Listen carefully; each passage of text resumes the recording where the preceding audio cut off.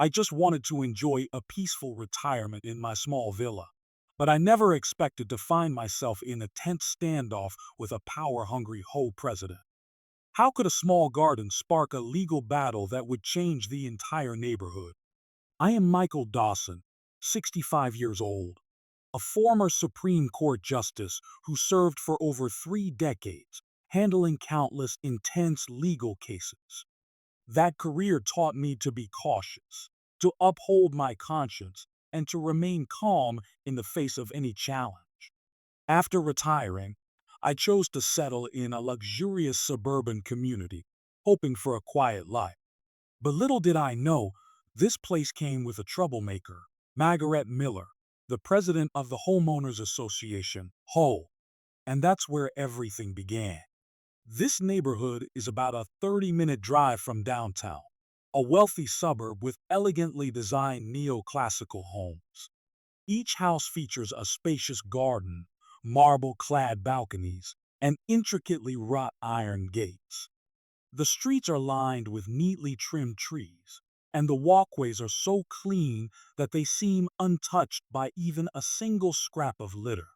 Honestly, the first time I visited, I was captivated by the serene atmosphere and the impressive urban planning. My home sits at the end of a quiet cul-de-sac where only a few villas stand, making it a secluded and peaceful spot. I appreciate the privacy, and given that my health is no longer what it used to be, I prefer a quieter lifestyle. Back in the day, I was always seen in crisp suits and polished leather shoes. Now, in retirement, all I want is to live leisurely. My only hobby is tending to a small garden with vegetables and a few rose bushes. I still like wearing silk shirts and khaki trousers, just to maintain a subtle elegance. But it's a quiet, understated kind of elegance, not ostentatious. I keep things simple. I'm old enough to appreciate life's small joys, like watering plants, pruning leaves, and admiring flowers. However, life isn't always as peaceful as I expected. Margaret, a woman in her 50s with dyed lemon blonde hair, is the whole president here.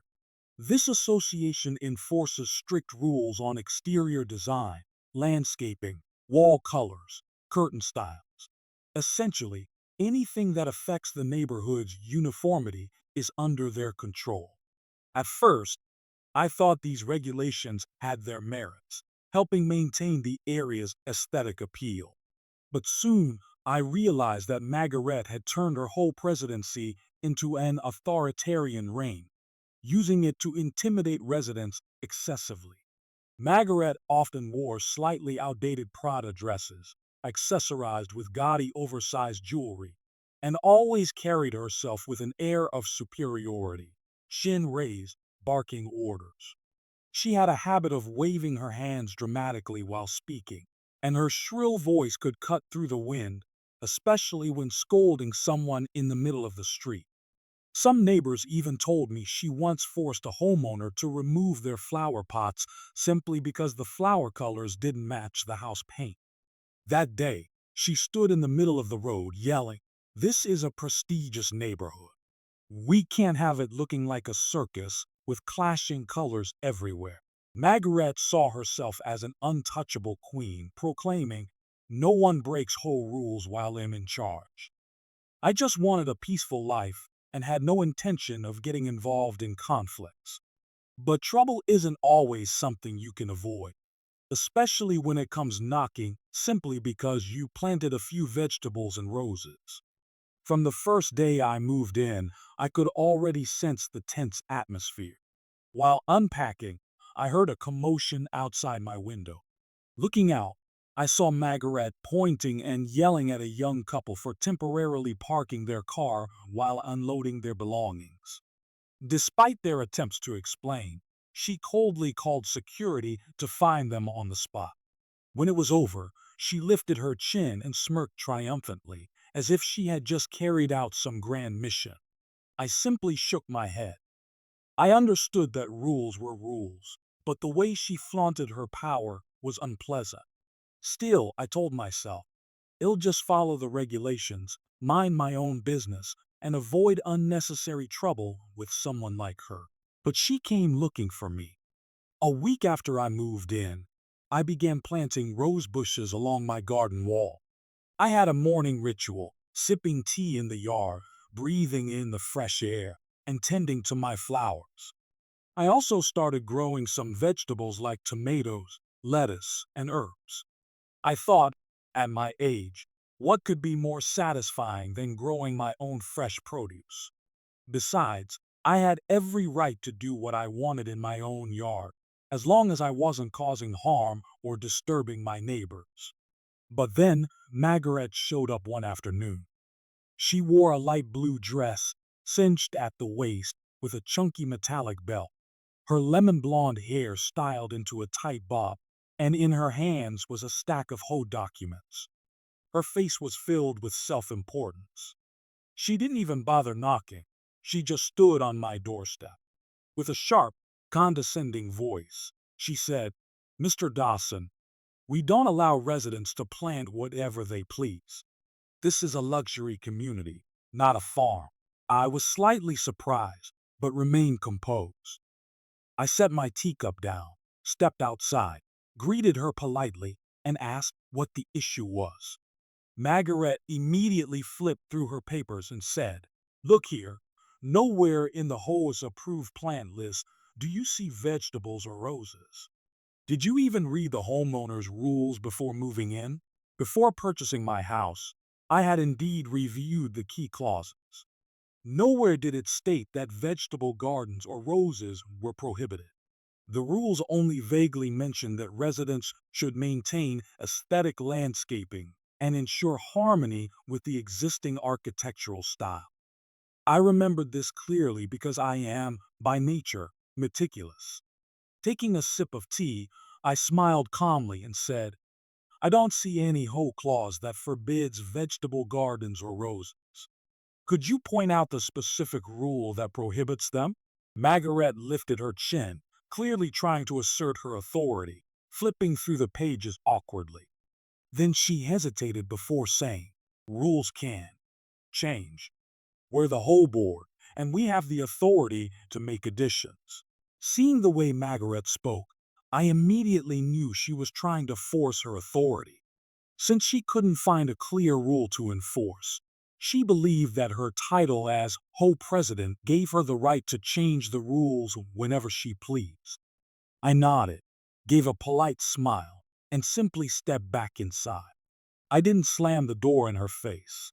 I just closed it in a calm, courteous manner, signaling the end of the conversation. I thought to myself, let her do whatever she wants. I won't pick a fight, but I also won't let anyone trample on my rightful interests. I had a feeling this was only the beginning. Still, I hoped that Margaret would either forget about it or realize that she was being unreasonable. But in reality, she had no intention of backing down. The next morning, when I checked my mailbox, there was an urgent warning letter from the Hoe, stamped as high priority. Inside, Margaret had written, "Hoe landscaping regulation. Unauthorized plants that disrupt the neighborhood's aesthetic are not permitted. Mr. Dawson is required to remove his vegetable garden and rose bushes within 7 days or face penalties." The tone of the letter was rigid, filled with veiled threats about strict enforcement if I refused to comply. After reading it, I simply chuckled. My wife had passed away long ago, and my children lived in different states. I was here alone, with no attachments. Most importantly, I knew the law. Even though I was retired, I still understood property rights and the legal protections surrounding personal landscaping, as long as it wasn't harmful to the community. I ignored the first warning. 3 days later, another letter arrived, this time with an even harsher tone. At the bottom, Margaret had handwritten a note. "If you refuse to comply, don't blame us for what happens next." In the following days, I noticed whispers circulating around the neighborhood. Some of the same neighbors who used to wave at me now seemed hesitant. A few avoided eye contact when I walked past them. It was amusing, I had no idea what rumors Margaret had spread, but she had likely painted me as some sort of old rebel or a rule breaker. In many American suburban communities, the Hoe is treated almost like a mini government, and residents often fear fines and unnecessary trouble. In the end, they believed whatever Margaret told them. I was irritated but remained calm. I told myself, don't fall into her trap. If this goes too far, I have more than enough legal firepower to defend myself. Finally, after receiving a third letter, this one filled with even more aggressive threats, I decided to remain completely silent. I saw no point in arguing, because people like Margaret wouldn't listen to reason. She believed only in her self-imposed authority. And perhaps my refusal to engage angered her even more, because she decided to escalate things to another level. That morning, I had errands to run. I stopped by a familiar cafe downtown, sipping on a cappuccino while reading the newspaper. Coincidentally, I came across an article about a lawsuit involving property damage, where the defendant had illegally destroyed someone's private landscaping. I smiled to myself and thought, who would be foolish enough to violate property rights so blatantly? The victim will surely demand justice. Little did I know that same afternoon I would return home to witness something far worse. As I turned onto my street, I immediately noticed a large bulldozer parked in front of my house. A sharp sense of unease hit me instantly. And sure enough, the moment I stepped out of my car and into my yard, the scene before me left me completely stunned. My small garden, where I had carefully nurtured my roses and vegetables, was being mercilessly destroyed. A team of workers in safety vests was operating the bulldozer, tearing up the soil, crushing my tomato plants, flattening my lettuce beds. Shattered fragments of my hand-carved garden ornaments were scattered everywhere. And right in the middle of the destruction, arms crossed, sipping on a Starbucks coffee, stood Margaret. Her expression was one of sheer satisfaction, like she was savoring a long-awaited victory. When she noticed me, Margaret tilted her head and smirked. With a tone dripping in condescension, she said, I warned you, Mr. Dawson. This is what happens when you defy the Hoe. I could feel the blood rushing through my veins. In my 30-plus years as a Supreme Court justice, I had dealt with countless unreasonable individuals, faced countless stubborn defendants, but never had I encountered someone as arrogant and tyrannical as Margaret. And yet, with all my years of experience, I didn't shout. I didn't lose my temper. Instead, I took a deep breath, stepped forward, and knelt down beside what remained of my garden. I picked up a broken rose stem, its petals completely scattered, leaving only a jagged thorny stalk in my hand. Then I looked up at Margaret, my voice calm but ice cold. You're going to regret this. Margaret threw her head back and laughed, a high-pitched, shrill sound like a car alarm. She thought I was making empty threats. After all, she had power, power upheld by the fear of those around her. In Margaret's mind, she made the rules, and no one could challenge her. The workers shut down the bulldozer and turned to Margaret, asking if they should continue. With a dismissive wave of her hand, she said, That's enough. Just clean up a little, and we're done here. Within 15 minutes, they were gone, leaving behind nothing but ruins. I stood there, surveying the wreckage. I was filled with anger, but at the same time, I felt a tinge of pity for Margaret. She had no idea who she was dealing with. And when I say that, it's not because I wanted to boast about my status.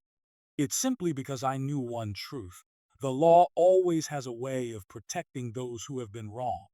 And I was not the weak, defenseless retiree she thought I was.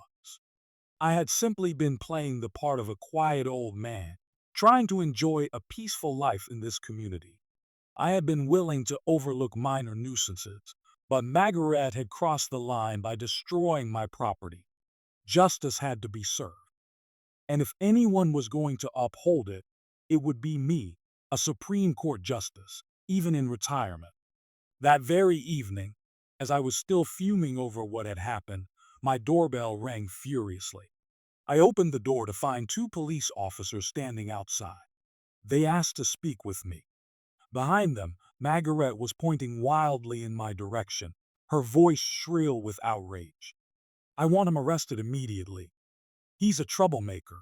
The officers turned to me, their expression serious. It seemed Margaret had told them something that made them believe I had committed some kind of violent act or legal violation. But as they looked at me, a man simply standing at his doorway, hands casually in his pockets, his face calm and unshaken, they hesitated. The first police officer, named Eric, asked, "Are you Michael Dawson?" I nodded calmly. "Yes, that's me." The second officer, Mark, continued, "We received a report of threats and emotional harassment against Mrs. Margaret. We need you to come down to the station to give a statement." I sighed. As expected, Margaret was still playing her usual power games. I reached into my coat pocket and pulled out an old ID card, my Supreme Court Justice identification from when I was still serving. Though I had retired, the card remained valid as proof of my identity and former position, useful for legal events and professional matters. Eric took the card, and his serious expression quickly turned to shock. He glanced at his partner, clearly taken aback. Mark read the name aloud, Supreme Court Justice Michael Dawson. Eric turned to me and hesitated before asking in a lower voice, "You're—" I simply nodded, saying nothing more. Behind them, Margaret froze, stammering, "W what?" She clearly hadn't expected this. She only knew I was some new resident named Dawson. She had no idea I had once sat on the Supreme Court. Both Eric and Mark now looked at Margaret with entirely different eyes. They realized that if I truly was, or had been, a Supreme Court justice, then accusations of threats wouldn't be so easy to pin on me. In fact, they needed to reassess who the real lawbreaker was in this situation. I let out a soft, measured chuckle and spoke in a firm but calm tone. "Mrs. Margaret just hired workers to destroy my private property without permission. She also falsely accused me of making threats. Do you both understand what her actions constitute under the law?" Margaret's mouth fell open. She turned to the officers and scrambled to explain, I did it because the HOA has regulations. He, he violated landscaping rules. I was just, I cut her off smoothly. Just trespassing and destroying someone else's property. One of the officers turned sharply to Margaret and started pressing her. "Do you have a permit or a court order authorizing you to demolish Mr. Dawson's garden?" Margaret fumbled for words but couldn't answer. Finally, Eric gave her a stern look. "You violated trespassing and property destruction laws. You'll need to provide an official statement, and you may face charges. We'll be filing a report and issuing a summons." Margaret turned pale. She took a step back, visibly trembling. I remained silent. There was no need to say anything further. The facts spoke for themselves. Margaret had destroyed my property without any legal authorization or my consent. She had falsely accused me of making threats to manipulate the police into intervening. After filing the report, both officers turned to me and apologized for the inconvenience. I responded with an understanding smile. It wasn't their fault, they were just doing their job. As for Margaret, just moments ago, she had been shouting orders with confidence. Now, she stood frozen, panic written all over her face. That night, word of Margaret calling the cops spread like wildfire through the neighborhood. People buzzed with curiosity and astonishment. It wasn't just that the mysterious new resident turned out to be a former Supreme Court justice. It was that he had stood up to Margaret. A few neighbors who had suffered under Margaret's rule came to privately congratulate me, expressing their hope that this time she would finally get what she deserved. The whole board swiftly organized an emergency meeting to address the situation. Everyone understood that if Margaret remained in power, the legal risks could fall on the entire whole leadership. At the meeting, which I attended merely as a homeowner, several outraged residents spoke up. Many had once feared Margaret, but now, sensing an opportunity for justice, they stepped forward to expose her abuses. One by one, people stood up, recounting how Margaret had overstepped her authority. From issuing ridiculous parking fines, forcing people to repaint their homes in her preferred colors, to demanding the removal of personal landscaping simply because she didn't like the look. Some even presented photographic evidence of Margaret illegally entering their yards under the pretense of inspections without consent. Under intense pressure from the majority of homeowners, the whole board held an official vote on whether to remove Margaret from her position. The result: over 90% voted in favor of immediately firing her as HOA president. But that was just the beginning of the consequences. From a legal standpoint, since the police had documented everything, Margaret was now facing real legal repercussions for property destruction. My attorney, a close friend from my years on the bench, filed a civil lawsuit against her, seeking damages. I didn't just demand compensation for the physical destruction of my garden. I also sought damages for emotional distress, citing her deliberate intimidation, trespassing, and abuse of power. During the court hearing, Margaret no longer had the arrogant posture she once carried. Instead, she sat with her head down, listening as the presiding judge, one of my former colleagues, who of course handled the case impartially, questioned her.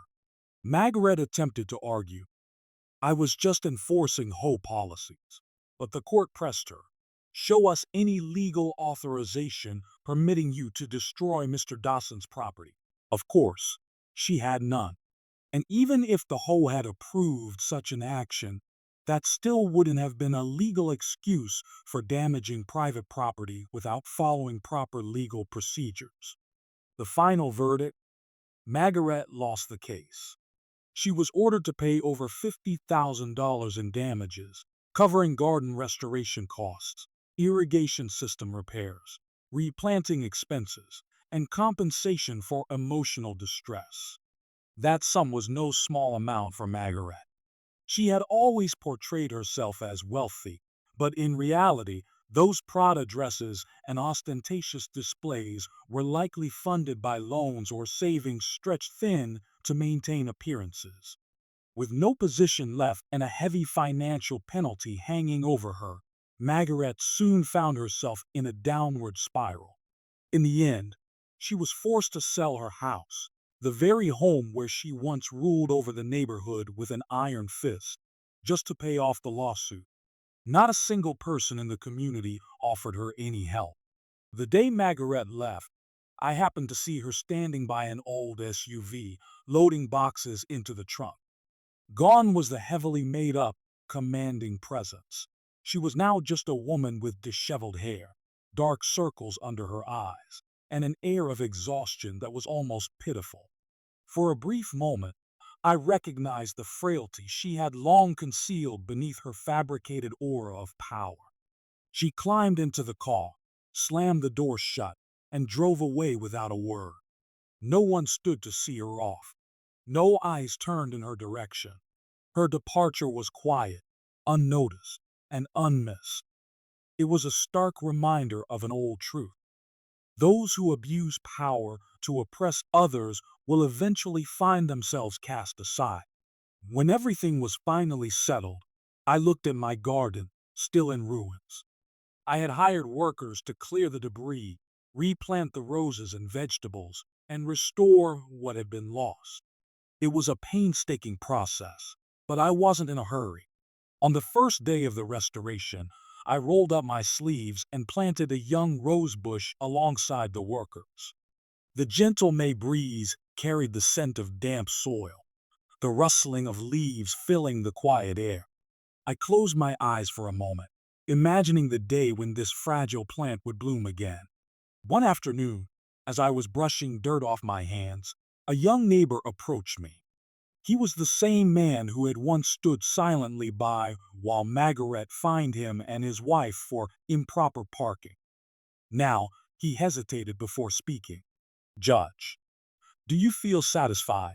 he asked cautiously. "I mean, now that Margaret has finally faced the consequences." I remained silent for a few moments before offering him a gentle smile. "I don't need to feel satisfied," I replied. "I just need to see justice served." The neighbor nodded, as if something had finally clicked in his mind.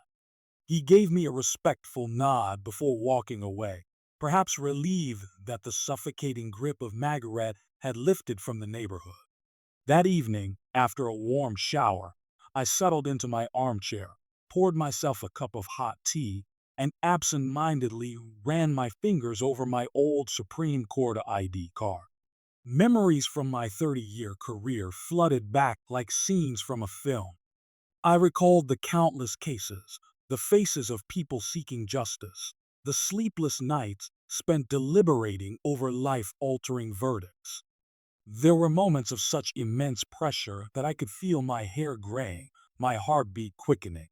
And yet, here I was, having had to wield the power of the law, not for a high-stakes trial, but for a simple garden. But I had no regrets. The law doesn't exist solely for grand cases. It is a shield for every citizen against both great and small injustices. Since Margaret's departure, the neighborhood had become noticeably more relaxed. The young couple who had once been fined could now temporarily park in front of their house when needed, so long as they weren't obstructing traffic. Some residents placed colorful flower pots along their walkways, brightening up the streets. A few even got dogs and took them on daily strolls without fear of Margaret's scolding. The hole still existed, but now it operated as it was supposed to, handling community matters without overstepping into private lives. Before long, word spread among my old colleagues at the courthouse that I had put an whole president in her place. They called, some amused, others outright laughing. "So, even in retirement, you're still out here serving justice," one of them joked. I chuckled. "It's just professional conscience, my friend. Bad behavior needs to be held accountable, no matter where it occurs." Thanks to the support from the community, my garden was restored faster than expected. A few months later, it was more vibrant than ever. The small angel statue I had carefully reassembled and repainted now looked even better than before. I expanded my rose collection, climbing roses, rare hybrids, even heritage varieties. Every morning, I would step outside, admiring the dewdrops on the petals as the first rays of sunlight kissed them. It was a simple joy, but a deeply fulfilling one. Passers-by often paused at my gate, admiring the garden. "This is beautiful. How do you keep everything so lush?" they would ask. I would simply smile and reply, "A little love and regular fertilizer." That always got a laugh. Life, after all, was sometimes as simple as that. In the aftermath of the Margaret incident, some neighbors began approaching me for legal advice on various issues. I was more than happy to share my experience, as long as it was within my means to help. With retirement giving me ample free time, I no longer felt like a mysterious newcomer, but rather a welcome member of the community, a friendly advisor of sorts. The story of Margaret the Whole President became something of a legend in our neighborhood, a cautionary tale reminding everyone that power must be exercised within the bounds of the law. Justice does not discriminate between the rich and the poor, the retired and the active. No one can wield authority recklessly without consequences. Sometimes, in the golden glow of dusk, I would push open my garden gate and take a leisurely walk through the neighborhood. It was peaceful now, just as I had hoped when I first moved here. The scent of trees lingered in the air, The warm street lights cast soft shadows on the pavement. I passed by a family's yard and saw children laughing and playing freely, no longer afraid of Margaret charging in to scold them for making noise. For a brief moment, I recalled the day Margaret had stood there, watching as the bulldozer tore through my garden, her smirk of superiority. Then I remembered her expression when she learned my true identity, the disbelief, the fear, the way she had ultimately been forced to sell her house and leave in silence. A strange pang of emotion stirred within me. How ironic it was that in her desperate grasp for power, she had drawn lines that only isolated her further. How tragic that arrogance built on ignorance leads to inevitable downfall. Margaret never knew who I was. She never cared to understand that the law stood above her so-called whole rules. She believed her authority was absolute, that she could command others like subjects in her personal kingdom. But she had forgotten the most fundamental truth. Where there are people, there is law, and no one stands above the law, not even a Supreme Court justice, let alone a mere whole president. In a way, this small battle served as a reminder to our entire community. Titles and appearances mean little. What truly matters is mutual respect and a commitment to justice. And with that understanding, we built something stronger, a neighborhood where people had their own space, but also stood ready to support each other when needed. Time passed. More than 6 months had gone by since Margaret left, and the neighborhood had changed for the better. My garden, once destroyed, had flourished beyond expectation. The local children often stopped by, curiously wandering through the paths, admiring the flowers, nibbling on fresh herbs. Sometimes they giggled at the sharp scent of cilantro or basil. Watching them, I was reminded of my own grandson, now living in another state, already 7 years old this year. Retirement had become a quiet joy. No more heavy trials, no more weighty verdicts, no more echoes of the judge's gavel in a tense courtroom. Instead, my days were filled with watering plants, basking in the morning sun, and planning new recipes with homegrown ingredients. I still kept up with world affairs through my daily newspaper, and every now and then I accepted invitations to lecture at law schools, sharing my experiences, mentoring the next generation of lawyers and judges. It was a job I still cherish, because in the end, justice wasn't just about the courtroom, it was about life itself. Everything about Margaret seemed to have faded into the past. However, I still vividly remember the lesson that both I and this neighborhood learned. When one individual abuses power, the entire community suffers. Fortunately, justice had prevailed in the end, and most importantly, it was a calm, law-driven approach, not violence, that helped everyone recognize true strength. That is the power of fairness, the very principle I upheld throughout my career as a judge. Often, fairness is not just about punishment, it is also about awakening those blinded by arrogance, helping them see their mistakes. Margaret left with regret. I am certain of that, and the price she paid will forever remind her. Never believe you are above everything. As this chapter came to a close, my rose bushes bloomed under the morning sun. The fragrant petals filled my yard, offering a quiet comfort, soothing old wounds. If someone were to ask me, do you feel happy that Margaret was forced out? My answer would be the same as what I told my neighbor. Satisfaction was never my goal. I was only glad that justice was served, that people learned that freedom and ownership must be respected, whether it's a small vegetable patch or a single blooming rose. And so, day by day, I found happiness in my peaceful life, spending my remaining years watching the neighborhood evolve and tending to my garden, the silent witness of an unforgettable battle. Among the blossoming roses, I saw glimmers of hope for a better future, where people respected one another, upheld fairness, and cherished the values of justice and kindness. My story was not just a small neighborhood dispute, it was proof that justice always exists, as long as we are willing to stand up for it. Power is not a tool for oppression, it must operate within the boundaries of law and mutual respect. Arrogance and abuse of authority will always lead to consequences, because no one can stand above the law forever. Have you ever encountered a situation like mine? Have you witnessed power being abused and wanted to speak up? Share your thoughts in the comments below.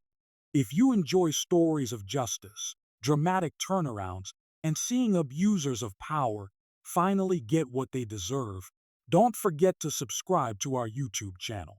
We'll bring you more gripping stories where fairness triumphs and those who abuse power are held accountable.